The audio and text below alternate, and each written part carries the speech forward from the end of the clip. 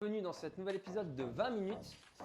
Aujourd'hui, nous avons un invité de choix, Thomas Rouxel, spécialité badminton. Alors, pour faire simple, Thomas, c'est 10 ans d'équipe de France, top 40 mondial, médaillé au championnat d'Europe par équipe, multiple médaillé au championnat de France. Thomas, la particularité, c'est qu'il a passé 15 ans à l'INSEP. Donc, l'INSEP, c'est l'Institut national des sportifs de haut niveau. Et il a décidé de mettre un terme du coup à sa carrière après donc 15 ans de haut niveau, si on compte pas les années un petit peu antérieures quand il était plus jeune. Est-ce que tu peux nous en dire un petit peu plus sur cette décision? À l'époque, j'étais numéro 2 français, donc j'avais toutes mes chances pour prétendre à me qualifier au JO de Paris. Mais du coup, c'est venu un peu comme ma carrière, ça a été j'ai eu pas mal de hauts et de bas, mais je pense comme pas mal de sportifs. Mais là, c'était donc en Indonésie, donc un des plus gros tournois au monde, si ce n'est le plus gros. Donc je jouais contre un Indien au premier tour et voilà, c'est la meilleure ambiance du monde en Indo et je me suis dit, enfin, dans ma tête, vraiment, je me suis dit, là, c'est trop, ouais, je vais arrêter. Enfin, en fait, je prenais pas de plaisir. J'ai pas pris de plaisir dans le plus gros tournoi du monde. Donc, Alors finalement, ça a été un peu l'élément déclencheur. Tu n'as pas pris de plaisir et tu t'es posé certaines questions. Tu t'es dit finalement, est-ce que ma place est vraiment là? Est-ce que je fais ce que je suis en train, ce que j'aime vraiment? Ou est-ce que je le fais un petit peu par convention parce que ça fait des années finalement que tu es en équipe de France, donc que tu pars régulièrement en voyage. C'est beaucoup de sacrifices, c'est aussi être loin de sa famille. C'est certes être dans un groupe peut-être de potes, d'amis, mais c'est vraiment un sacrifice de vie. Et d'un coup, tu as senti que c'était peut-être le moment de décrocher, si proche des Jeux Olympiques de Paris. vraiment, la décision que j'ai prise d'arrêter, en fait. Mais c'était quand même, ça faisait quand même des mois que j'y pensais. Et tu vois, tu parles d'un groupe d'amis. Moi, c'est vrai que le badminton, en fait, je me suis beaucoup posé la question pourquoi j'ai choisi ce sport. Parce qu'en France, voilà, il y a 20 ans, c'était un sport encore moins connu que maintenant. Ce qui est pas encore, je veux dire, c'est pas un sport super connu en ce moment, en France. Mais comme tu disais, en fait, j'ai toujours été super bien entouré, donc avec ma famille, mes amis. Donc pour moi, le sport de haut niveau, ça a été comme pas un camp de vacances, mais j'ai toujours été super bien entouré. Et donc là, tous mes amis sont partis, on va dire, petit à petit, sont partis un à un en fait de l'INSEP. Et donc du coup, bah, je prenais moins de plaisir. Tu as parlé de la notion de plaisir et pour moi, c'est mon moteur. Donc je prenais beaucoup moins de plaisir à l'entraînement. J'étais à mon meilleur classement mondial, mais je prenais beaucoup moins de plaisir à l'entraînement. Et donc, en fait, à la fin, je voyais plus ça comme un job que comme une passion. Ça qui t'a fait un petit peu finalement prendre cette décision. Bah écoute, c'est très important d'aborder, je pense, cette notion de plaisir dans le haut niveau parce que bien souvent, il y a beaucoup de dureté. C'est souvent un entraînement bi-quotidien plus les stages. On passe tout notre temps à nous entraîner et il faut qu'il y ait cette notion de plaisir. Et donc, à l'approche comme ça de la qualif olympique, des Jeux olympiques, tu as pris la décision finalement de basculer de l'autre côté, du côté des entraîneurs. C'est ça? Plus ou moins, parce que tu es venu comme sparring, c'est ça, de l'équipe numéro un, de l'équipe senior. Transition, donc avec ma fédération, on s'est mis d'accord pour que que j'apporte mon expérience aux jeunes. Donc je suis pas, en fait, j'assiste en fait le coach référent quand il est pas là, c'est moi qui prends un peu en charge les séances. Mais quand le coach est là, c'est moi donc je suis sparring partner, c'est-à-dire que je vais faire la distribution en fait, donc des volants pour les plus jeunes qui sont encore en carrière quoi. Donc si je comprends bien, ça veut dire que certains athlètes avec qui tu étais en concurrence directe, maintenant tu les sers. Ils doivent se reposer sur toi et c'est devenu, tu es devenu pour eux finalement plus un rival, mais quelqu'un qui va les aider dans leur projet olympique. Et ça, tu l'as fait comme ça, tu as switché d'un coup. Ça n'a pas été dur un petit peu pour toi, peut-être un peu frustrant, même si tu me dis que tu n'avais plus cette notion de plaisir, etc., que tu avais le besoin de décrocher, mais il n'y a pas un petit peu eu cette notion de frustration de voir que ben, finalement, tu vas les faire évoluer, mais toi, tu n'évolues plus. Ouais, c'est une bonne question. Après, moi, en fait, cette décision-là, donc on s'est mis d'accord avec ma fédération. Moi, je voulais aussi faire une transition plutôt douce. Donc en fait, le fait, moi, d'être à l'INSEP tous les jours, de jouer, ça me permet aussi de me maintenir plutôt en forme pour jouer pour mon club en France et en Suisse. Donc j'y voyais aussi un intérêt personnel, en fait. Continue à t'entraîner finalement un petit peu avec les meilleurs, mais sous un autre rythme. Tu n'as plus cette pression. Moi, j'aimerais bien personnellement que tu me parles de cette pression qu'on peut avoir, parce que moi, ben, j'étais athlète de haut niveau aussi en judo. Je fais 10 ans en équipe de France.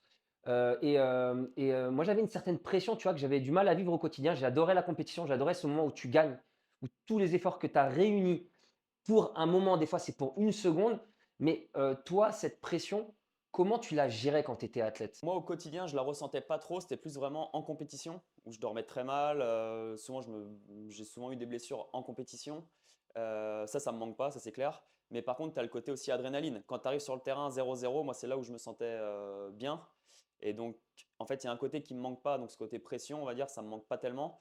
Mais ce côté adrénaline, j'aimerais en fait le retrouver dans mon après-carrière, donc dans un autre domaine. C'est justement là où je voulais en venir, c'est l'après-carrière. C'est un petit peu, moi, ce qui m'intéresse aujourd'hui, c'est que tu nous parles et que tu parles peut-être à tous ceux qui sont dans un système et qui ont du mal à en sortir, comment, on gère l'après-carrière. C'est-à-dire, quand je suis Thomas Rouxel, équipe de France, du jour au lendemain, je reviens dans un monde qui est finalement dans une situation qui ne m'est pas habituelle. Quels sont mes buts? Donc tu as dit, tu venais servir l'équipe de France, mais quels sont sinon tes autres loisirs? Qu'est-ce que tu as choisi comme loisir? Quelle, voie professionnelle tu as choisi? Comment tu occupes ton temps finalement? Tout ton temps libre où tu t'entraînes plus? À quoi ça te sert maintenant? Fait, c'est vrai que je me suis posé la question de ceux qui arrêtaient vraiment le sport du jour au lendemain. Je pense que ça va être super dur parce que déjà pour moi, je suis toujours à l'INSEP une fois par jour. Donc c'est une transition plutôt douce, on va dire. Et ouais, j'ai quand même plus de temps libre. Donc des objectifs aussi, il faut revoir les objectifs parce que dans le sport, tu es un peu drivé par tes objectifs sportifs. Donc là, c'est pareil, c'est trouver des objectifs dans la vie professionnelle. Donc moi, j'ai la chance par contre d'être accompagné par le CNOSF. En fait, il y a le PRA, ça s'appelle le programme reconversion athlète. Donc je suis épaulé en fait, je suis épaulé par des gens qui m'aident à trouver mes objectifs aussi, ce que j'aime, mes centres d'intérêt, je veux dire, pour un peu le transférer dans le monde professionnel. Que tu as senti vraiment qu'on t'avait accompagné? Tu as mis ton corps, ton esprit, ton énergie, pendant des années dans une fédération. Est-ce que derrière, tu as été accompagné? Ou est-ce que tu t'es senti, délaissé? Parce qu'il y a bien des sportifs qui disent qu'ils sont délaissés derrière. Moi, j'aimerais bien savoir, toi, ton ressenti à ce niveau-là. Moi, je pense que je suis un des chanceux parce que je me sens super bien, super bien. Le deal avec ma fédération, ça en est la preuve aussi. Ils ont accepté. Je pense que c'est gagnant-gagnant. Là, le fait de faire partie du programme Reconversion Athlète, c'est aussi top. Donc non, moi je me considère super bien accompagné. Après, c'est des gens qui t'accompagnent pour savoir ce que tu veux toi, mais personne ne peut penser à ta place, quoi. Bah, donc là, comme je te disais, je suis en transition 12, donc là je suis toujours à l'INSEP. Donc là, je suis en plein dedans en fait, hein. Donc, et ce que je fais en plus, donc je suis une fois par jour à l'INSEP en sparring partner. J'ai eu mon DE, GEPS l'an dernier aussi pour être potentiellement coach par la suite. Ça, je ne sais pas encore. Et aussi, je donne des cours particuliers de badminton en fait dans un centre privé. OK, donc maintenant tu mets alors tu entends quoi par des cours particuliers? C'est-à-dire que, tu mets ton expertise à la donc tu donnes ton expertise à des débutants ou à des gens confirmés? Ça se passe comment exactement? Ça se déroule comment? Bah, il y a un peu de tout en fait. Ça se passe on me contacte sur Instagram en fait pour réserver un créneau de 1 heure ou 2 heures avec moi. Et donc, bah, j'accepte tous les niveaux. Un petit peu, ton expérience, du haut niveau, ça c'est quelque chose, aujourd'hui qui a pas de prix, je pense. Enfin, je pense que si, j'étais du badminton, j'aimerais bien qu'il y ait quelqu'un qui a été champion me donne des petits tips. C'est ça en fait, tu donnes des petits tips, ton ressenti, c'est des choses comme ça. Qu'est-ce que tu apportes de plus par exemple que dans un club, où je connais pas bien le badminton, mais qu'est-ce que tu pourrais apporter de plus sur une session, individualisée avec quelqu'un, par exemple? Plus tout seul avec la personne. Donc déjà en club, souvent c'est un coach pour peut-être une vingtaine ou une trentaine de joueurs. J'apporte ma vision aussi, ma vision du badminton à travers tous les coachs que j'ai pu avoir. Et puis bah, après tous les conseils techniques, tactiques. OK, donc ça, c'est très intéressant. Alors, j'ai envie de te lancer sur un petit sujet parce que bien sûr, je te connais un petit peu. Il me semble que tu as tu toujours une petite, un petit feeling pour l'immobilier, non? C'est quelque chose qui aussi, pas te passionne, mais où tu trouves quand même un bonheur à aller un petit peu chercher, cette notion d'achat et cetera, non? Parce que moi, personnellement, je connais pas trop l'immobilier, mais, moi, j'aimerais bien savoir comment, tu t'y es pris déjà, comment ça t'est venu? Quelles sont les démarches que tu as fait et comment, tu en es venu peut-être à investir? J'ai lu plusieurs livres en fait sur l'investissement en général, on va dire. Et c'est vrai que j'ai toujours eu en tête d'avoir plusieurs sources de revenus. Donc, et puis là, bah, en étant en transition, en fait, je suis quand même bien content d'avoir des revenus immobiliers en parallèle, même si c'est pas énorme, mais ça me permet de vivre. Ok, d'accord. Si c'est pas trop indiscret, pour donner un petit ordre d'idée, tu as investi dans combien de biens, en combien d'années? Juste pour donner un exemple aux gens qui pourraient être intéressés, comme moi par exemple. Moi, ça m'intéresse, mais j'ai pas du tout cette fibre-là. Ouais. Mais un petit peu savoir un petit peu comment tu t'y es pris, qu'est-ce que tu as pu investir et en combien de temps? J'ai fait une formation en ligne, parce que moi j'aime bien quand je me lance dans un truc, j'aime bien. Ça coûte cher une formation en ligne, J'avais payé dans les 3 000 euros, il me Ah semble. oui, 3 000 euros, c'était un bon Ouais. investissement, t'as trouvé? Ouais, parce que ça m'a permis de me lancer déjà. D'accord. Ça t'a donné confiance Ça peut-être m'a donné dans confiance, ouais, c'est ça. tu connaissais pas? Et bah non, je ne m'y connaissais pas. Et du coup, moi, j'aime bien quand même maîtriser le sujet avant de me lancer. Bien sûr. Après, bon, bah, j'ai investi en Bretagne, je suis breton de base.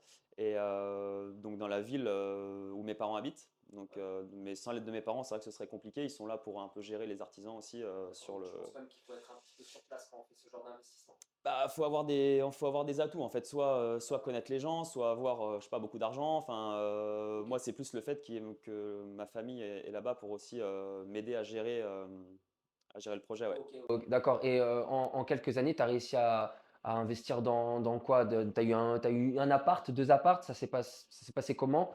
Tu as réussi à avoir quelque chose d'intéressant quand même? Ouais, bah, en fait, c'est des petits immeubles de ville, quoi, donc avec souvent en rez-de-chaussée un local commercial et puis des apparts à rénover sur un ou deux étages. Donc ça, c'est le début, hein, mais Franchement, Tom, c'est top d'avoir partagé même ce petit côté-là, un petit peu reconversion business entre guillemets.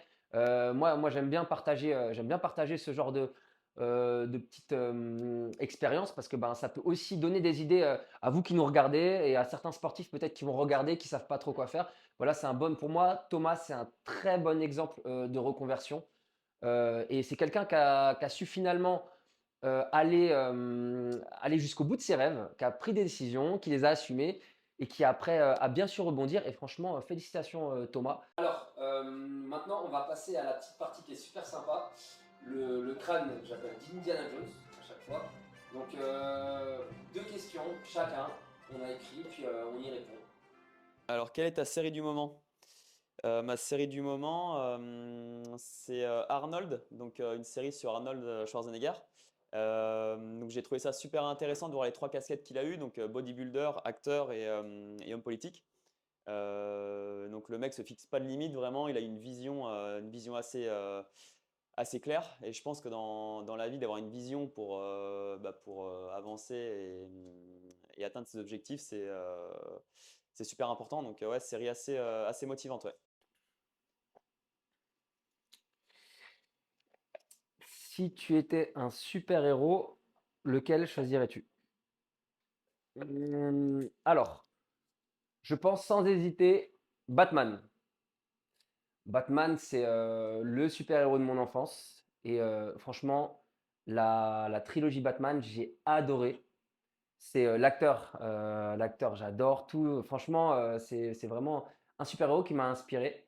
Et il avait une phrase qu'il a dit dans un de ses épisodes, je crois que c'est dans le premier. Il a dit dans la vie, ce ne sont pas nos paroles, mais les actes qui témoignent de ce que l'on est. Voilà, et ça, c'est une phrase que j'avais adorée, donc voilà, je choisis Batman.